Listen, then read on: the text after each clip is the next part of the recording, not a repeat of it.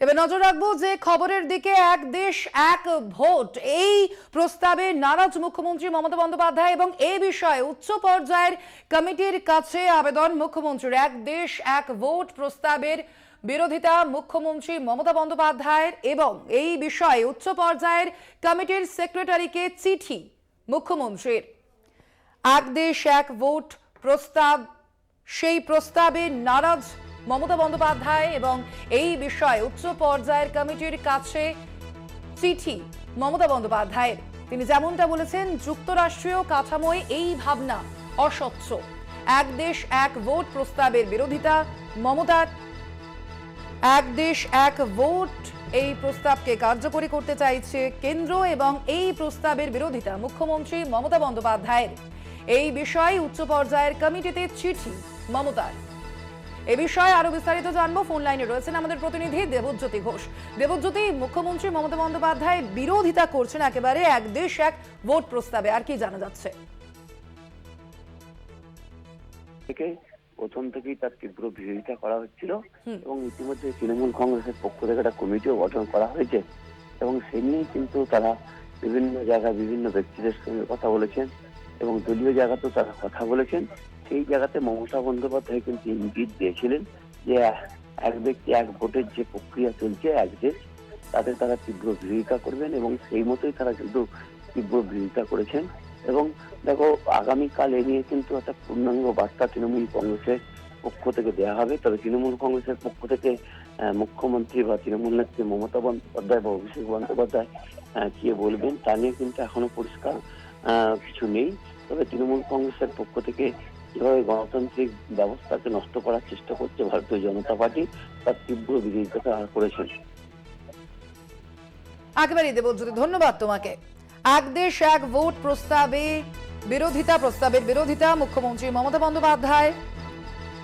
এই ভাবনা যুক্তরাষ্ট্রীয় কাঠামোর জন্য অস্বচ্ছ, এমনটাই বলেছেন তিনি এবং এই বিষয়ে উচ্চ পর্যায়ের কমিটির সেক্রেটারির কাছে চিঠি মমতার। এক দেশ এক ভোট প্রস্তাবের বিরোধিতা মুখ্যমন্ত্রীর। এই প্রস্তাবের প্রথম থেকেই বিরোধিতা করে আসছে রাজ্য সরকার এবং এ বিষয়ে এবার উচ্চ পর্যায়ের কমিটির সেক্রেটারিকে চিঠি মুখ্যমন্ত্রীর। এক দেশ এক ভোট প্রস্তাবের বিরোধিতা মুখ্যমন্ত্রী মমতা বন্দ্যোপাধ্যায়ের।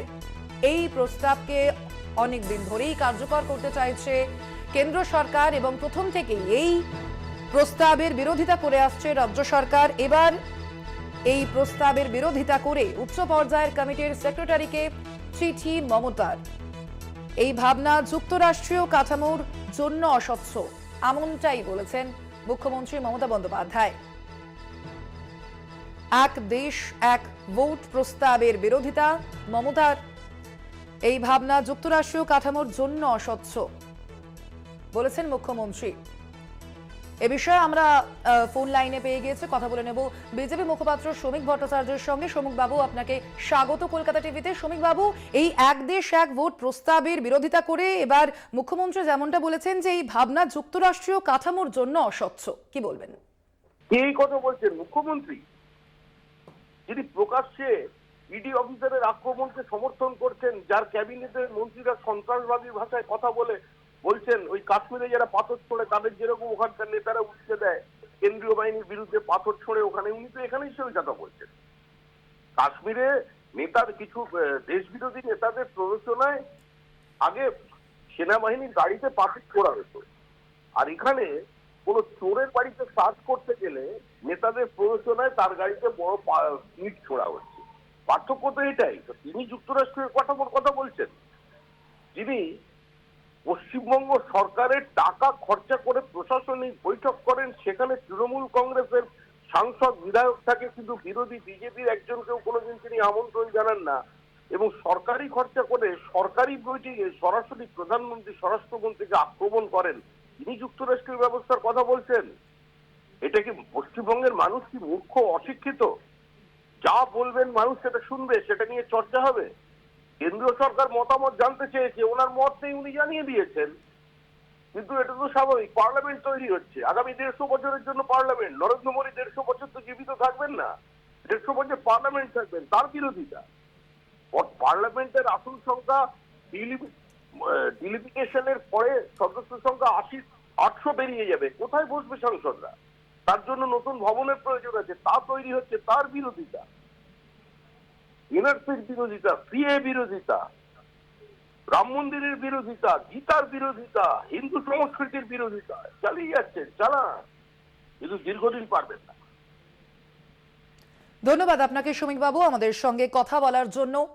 এক দেশ এক ভোট এই প্রস্তাবের বিরোধিতা মুখ্যমন্ত্রী মমতা বন্দ্যোপাধ্যায়ের এবং এই ভাবনা যুক্তরাষ্ট্রীয় কাঠামোর জন্য অস্বচ্ছ, এমনটাই মন্তব্য মুখ্যমন্ত্রীর।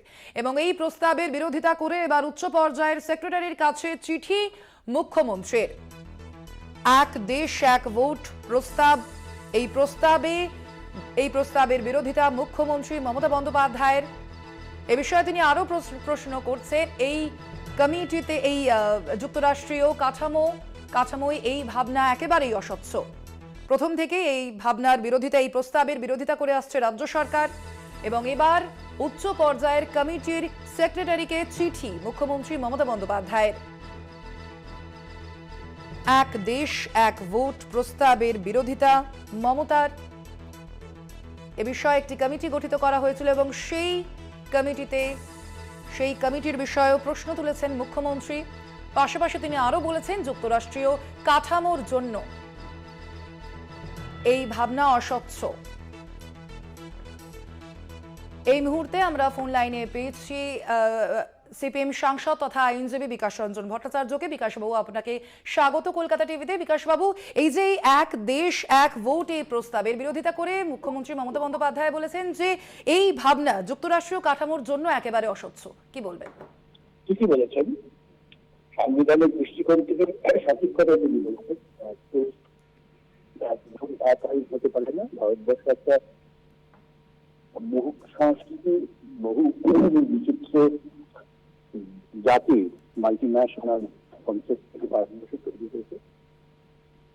এটা বিজেপির একটা পরিকল্পনা, স্বৈরাচারী মানসিকতা নামিয়ে আনা, তার বিরুদ্ধে বিরোধিতা করেছেন। ভালো, ধন্যবাদ জানাই তাকে। ধন্যবাদ আপনাকে বিকাশবাবু আমাদের সঙ্গে কথা বলার জন্য। এক দেশ এক ভোট এই প্রস্তাবের বিরোধিতা মুখ্যমন্ত্রী মমতা বন্দ্যোপাধ্যায়ের এবং এই প্রস্তাবের বিরোধিতা করে তিনি যেমনটা বলেছেন এই ভাবনা যুক্তরাষ্ট্রীয় কাঠামোর জন্য একেবারেই অস্বচ্ছ।